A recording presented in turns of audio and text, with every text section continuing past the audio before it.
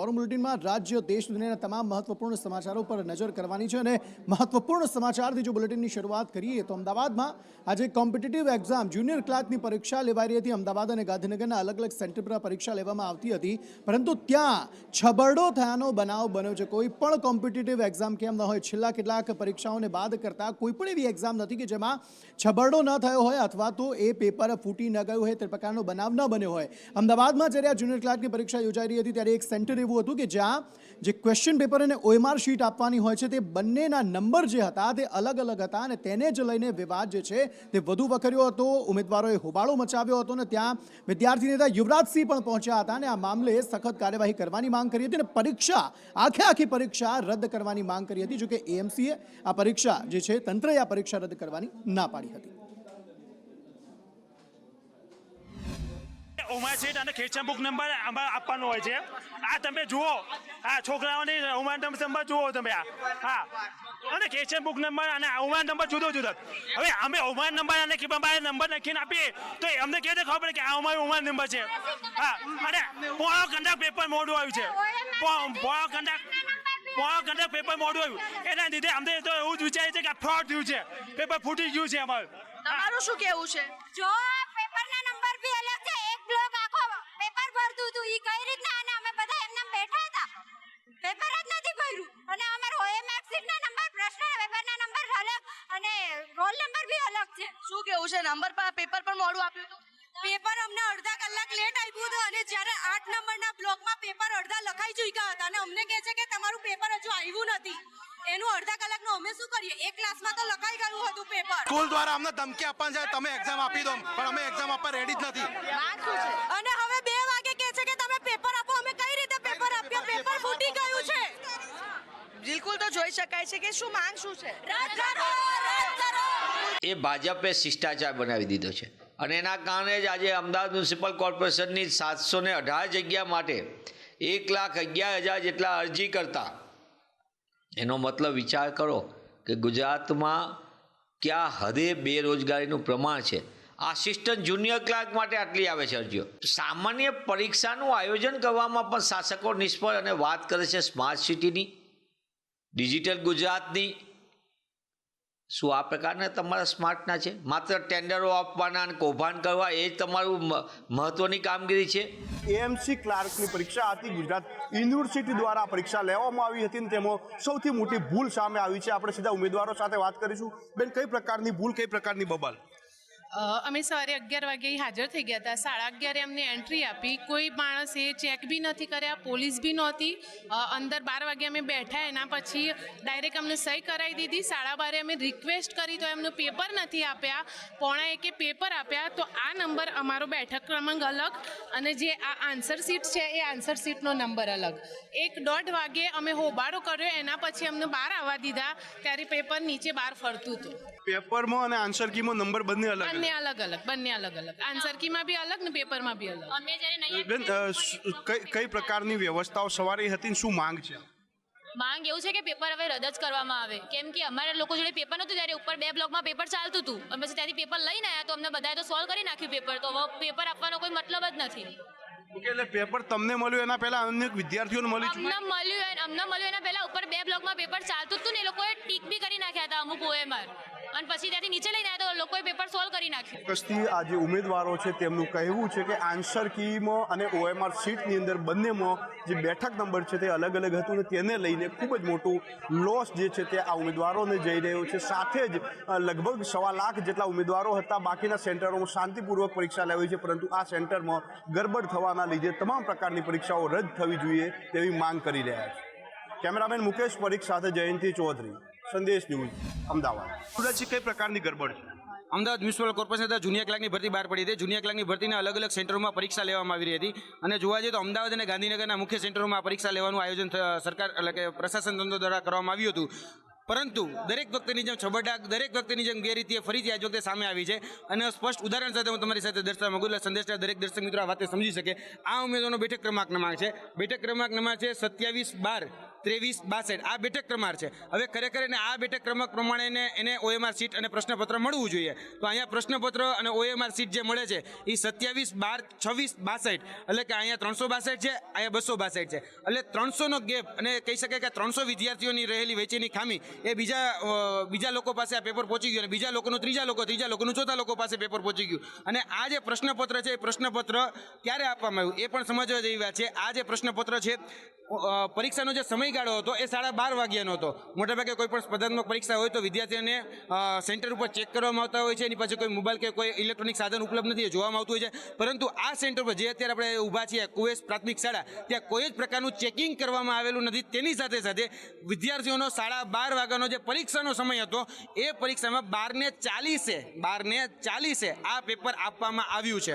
12:40 આ પેપર આપવામાં આવ્યું. ત્યારબાદ વિદ્યાર્થીઓ દ્વારા હોબાળો મચાવ્યો કે સાહેબ અમારું પેપર તો આ છે જ નહીં, કારણ કે અમારો બેઠક ક્રમાંક અને OMR ક્રમાંક તો અલગ અલગ છે. હવે બેઠક ક્રમાંક ને OMR ક્રમાંક અલગ અલગ છે, તમે બીજા લોકોનું પેપર શા માટે ભરીએ અને બીજું અમારું પેપર શા માટે ભરે? અમને અમારું પેપર સેટ કરી દેવામાં આવે એટલે અમને અમારું પેપર ઓરિજિનલ પેપર આપવામાં આવે. પરંતુ પ્રશાસન અહીંનું જે વહીવટી તંત્ર છે, વહીવટી તંત્ર સાંભળવા માટે તૈયાર નથી. કેમેરામેન મુકેશ પરીખ સાથે જયંતિ ચૌધરી, સંદેશ ન્યૂઝ, અમદાવાદ.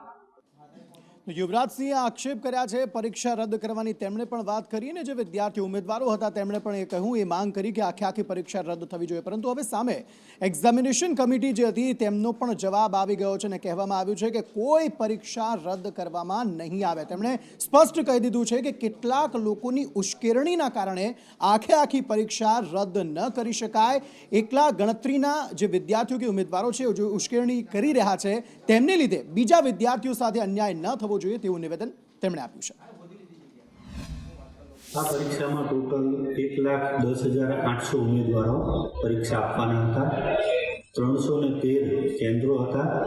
એમાંથી માત્ર એક કેન્દ્રમાં 312 કેન્દ્રોમાં પરીક્ષા રાબેતા મુજબ સરળતાથી કોઈ પણ વિના વિઘ્ને લેવાઈ ગઈ છે. પરીક્ષાના પેપરમાં, પરીક્ષાના જવાબોમાં કોઈ પણ જાતની ક્લેશ કે વિસંગતતા જોવા મળેલ નથી. માત્ર ને માત્ર એક સ્થળ ઉપર, એકાદ કેન્દ્ર ઉપર ઉમેદવારો, 2-4 ઉમેદવારોએ એવો પ્રશ્ન કર્યો કે OMRનો નંબર અને ક્વેશ્ચન બુકલેટ નંબર અને અમારો રોલ નંબર કંઈક અલગ દેખાય છે. પણ એવા અલગ દેખાવાને કારણે કોઈ ઉમેદવારને પોતાના પરિણામમાં કોઈ જાતનો ફેર પડતો નથી હોતો.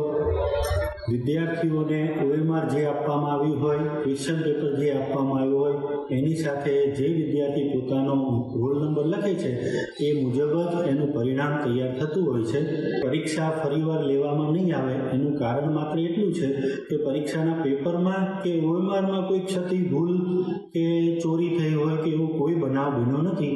સમાચાર તરફ આગળ વાત કરીએ, ખ્યાતિ હોસ્પિટલની વાત કરીએ. રોજબરોજ આ હોસ્પિટલને લઈને નવા ખુલાસાઓ સામે આવી રહ્યા છે અને વધુ એક ખુલાસો થયો છે.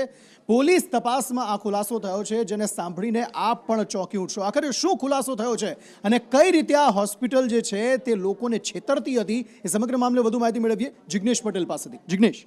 અંકિત, ખ્યાતિના ખાટલે લોકોને સુડાવી અને સીધો મોતનો રસ્તો બતાવનાર જે આખી ગેંગ વિરુદ્ધ ફરિયાદ થઈ છે તેમાં સૌથી મોટો ખુલાસો એ છે કે અત્યાર સુધીમાં તેઓએ 150થી વધુ કેમ્પ કર્યા છે વર્ષ 2021થી 2024ના સમયગાળા દરમિયાન.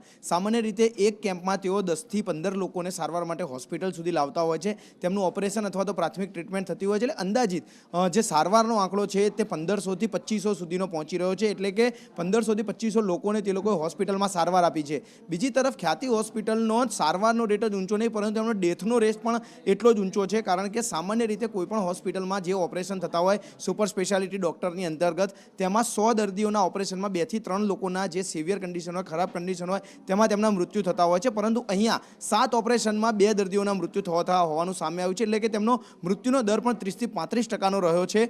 બીજી તરફ જોવા જઈએ તો આ કેસના અંદર જે પ્રશાંત વજીરાણીની ધરપકડ કરવામાં આવી હતી, તેણે પોતાના મોં ખોલીને તમામ વટાણા છે તે વેરી દીધા છે અને તેને ઘણા એવા ખુલાસા કર્યા કે જેમાં અંદર અંદર દર્દીના સંમતિપત્રમાં ખોટી રીતે સહીઓ કરી અને તેમની મંજૂરી લીધા વિના જ ઓપરેશન થતા હોવાનું તેને જણાવ્યું છે અને આ માટે તેને જૈન અને જે રાજપૂત છે CEO તે બંનેને જવાબદાર ઠેરવ્યા છે અને તેઓ આ આખો કાંડ કરતા હોવાનો ખુલાસો તેને કર્યો છે. બીજી તરફ ખ્યાતિ ઓપરેશનમાં જે ખ્યાતિ હોસ્પિટલમાં આ વર્ષના કુલ 20 ઓપરેશનથી વધુ જે ઓપરેશનો થયા હતા તેના PMJY યોજના હેઠળના તમામ રૂપિયા પણ હોસ્પિટલને મળી ચૂક્યા છે અને વિપુલ રાજપૂત PMJY આખી યોજના છે તેના સાથે મળી અને આખું કૌભાંડ છે તે ચલાવતો હતો અને તેને મોકલેલી ફાઇલો અને જે મંજૂરીઓ હતી તે પણ તેને ગણતરી મિનિટોમાં મળી જતા આખું ઓપરેશન તેઓ સરળતાથી કરી અને કૌભાંડ ચલાવતા હતા. જી આભાર સમગ્ર માહિતી આપવા માટે. એટલે વસ્તુ એ જ છે કે ક્લિનિકલ એસ્ટાબ્લિશમેન્ટ એક્ટ હેઠળ જો રજિસ્ટ્રેશન જ આ હોસ્પિટલનું નથી થયું તો PMJની સહાયવાળા જે પેશન્ટ્સ આવતા હતા તેમને સહાય આખરે ચૂકવી કઈ રીતે દેવામાં આવે, કઈ રીતે પૈસા આ હોસ્પિટલને ચૂકવી દેવામાં આવ્યા તે પણ એક મોટો સવાલ છે. અને સાથે સાથે ચાલાકી એ પણ વાપરતા હતા કે આ જે પણ ઓપરેશન માટે જે લોકોને ટાર્ગેટ કરતા હતા તે ગામડાના લોકોને ટાર્ગેટ કરતા હતા કે જેમની પાસે PMJ કાર્ડ જે છે તે આસાનીથી તેમનું બનાવી પણ શકાય અથવા તો તેમની પાસે ઓલરેડી હોય. હવે આ સમગ્ર મામલામાં વધુ એક આ પ્રકારનો બનાવ સામે આવ્યો છે કે જેમાં દુખતું હતું પેટ અને ઓપરેશન માથાનું કરી નાખ્યું એ પ્રકારનું એક્ઝામ્પલ જે છે તે વધુ એક વખત ખ્યાતિ હોસ્પિટલનું સામે આવ્યું છે કે જ્યાં વધુ એક દર્દી ખ્યાતિ હોસ્પિટલના કારણે પીડાયો છે. મારા ફાધરનો 10 તારીખે પેલો ખ્યાતિનો કેમ્પ થયો ને એ વખતે કેમ્પમાં ચેક કરાવવા ગયા હતા તો કબજિયાતના ઘૂંટણનું એવું દુખાવો રહેતો હતો એ ચેક કરાવવા ગયા તો ખ્યાતિવાળા બીજા દિવસે એમની લક્ઝરી બેહાડી અમદાવાદ લઈ ગયા. ત્યાં એમને એન્જિયોગ્રાફી કરી દીધી પણ સ્ટેન્ડ મૂકી નહીં એમને. પછી એ ત્યાંથી રજા આપી દીધા. પછી ઘેર આવ્યા પછી કાયમી કે એમને બળતરા રહેતી હતી આયા એટલા દિવસથી. કાલે વધારે તબિયત લથડી એટલે હું એમને ભાગ્યોદયમાં લાઈન બતાવવા લાવ્યો હતો પણ વધારે સ્ટેબલ હતા એટલે દાખલ જ કરી દીધા. રાજ્ય સરકાર કહે છે સૌ ભણે સૌ આગળ વધે અને સાથે સાથે એવું પણ કહે છે કે સૌ રમે અને સૌ આગળ વધે. ખેલ સ્પર્ધા ચાલી રહી છે રાજ્યમાં અને રાજકોટમાં ખાસ તેનું આયોજન કરવામાં આવ્યું છે પરંતુ સ્થિતિ એવી થઈ ગઈ કે કરોડો રૂપિયાની ફાળવણી આ પ્રકારની સ્પર્ધાઓ માટે સરકાર ખર્ચે છે પરંતુ સુવિધાઓ એ જ સ્પર્ધકોને નથી મળતી જે સ્પર્ધકો આ ખેલ રમવા માટે કે રમતો રમવા માટે આવે છે. રાજકોટમાં સ્વિમિંગની સ્પર્ધાનું આયોજન કરવામાં આવ્યું છે અને ડાઇવિંગની સ્પર્ધાનું આયોજન કરવામાં આવ્યું છે પરંતુ જે સુવિધા વિદ્યાર્થીઓને મળવી જોઈએ તે યોગ્ય નથી મળી રહી તેવો સ્પર્ધકોનો આક્ષેપ છે. તેમને આવાસમાં રોકવામાં આવે છે. તેમને કહેવામાં આવ્યું હતું કે 3 સ્ટાર જે હોટલ હોય એ કેટેગરીમાં તેમને રોકવામાં આવશે પરંતુ તેમને જે આવાસ હોય છે તેમાં રોકવામાં આવ્યા જ્યાં પીવાના પાણીની પણ સુવિધા નહોતી. गोल तो इस बारी मेरा नेशन को रिप्रेजेंट करना ही है और इस बारी एक मेडल चाहता हूँ. थोड़ी फैसिलिटी थोड़ी सी ख़राब है, इतना भी अच्छा नहीं मिला है. जैसे लास्ट टाइम हमने स्कूल गेम्स में भी रिप्रेजेंट किया है, लास्ट 4 ईयर्स से कर रहा हूँ. ये थोड़ा बिलो एवरेज है. ये वो लोग तो सर्कुलर मिला था हम लोग को, वहाँ लिखा हुआ था कि हम लोग को 3 स्टार होटल या हॉस्टल प्रोवाइड किया जाएगा, खाना भी सही ऐसे प्लेयर जैसे लोग कंज्यूम करते हैं वैसे दिया जाएगा, लेकिन ऐसा कुछ नहीं था. और हम लोग को पानी भी नहीं दिया गया था, ड्रिंकिंग वाटर ना पानी आ रहा था नहाने का, बाथरूम भी क्लीन नहीं था, मतलब एकदम ही क्लीन नहीं था. हम लोग नीचे फ्लोर पे सो रहे मैट्रेस बिछा के, वो भी गंदा है. થોડી આપણે થોડા અહીંના લગ્નગારો મોરારદાસ બાપુની કથા વગેરેને લઈ અને થોડું એક સાથે રાજકોટમાં માણસ ક્રાઉડ જાજુ થઈ ગયું છે એટલે થોડું પ્રોબ્લેમ થયો હતો પણ કાલ રાત સુધીમાં બધું ક્લિયર થઈ ગયું હતું એવા મેસેજ મને છે. સુવિધાને લઈને અમુક જે પ્રશ્ન થયો હતો એ માત્ર 2 ટીમના માટે થયો હતો અને એ પણ બને એટલો જલ્દી લગભગ ન જેવા સમયમાં એ સોલ્વ થઈ ગયો હતો. એમને બીજી જગ્યા ઉપર શિફ્ટ કરવામાં આવ્યા હતા, એમને ત્યાં આગળ રહેવું જ નહોતું, એ જીતને પણ સંતોષવામાં આવી છે. તરફ આગળ વાત કરીએ તો નકલીનો વેપલો હજુ પણ રાજ્યમાં ધમધમી રહ્યો છે અને વધુ એક નકલી IAS અધિકારી જે છે તે ઝડપાયો છે અને આ સમગ્ર મામલામાં હવે શું વધુ વિગતો પ્રાપ્ત થઈ રહી છે. જયંતિ ચૌધરી જોડાઈ ગયા છે વધુ વાતચીત કરવા માટે. જયંતિ, જણાવશો શું વધુ વિગતો?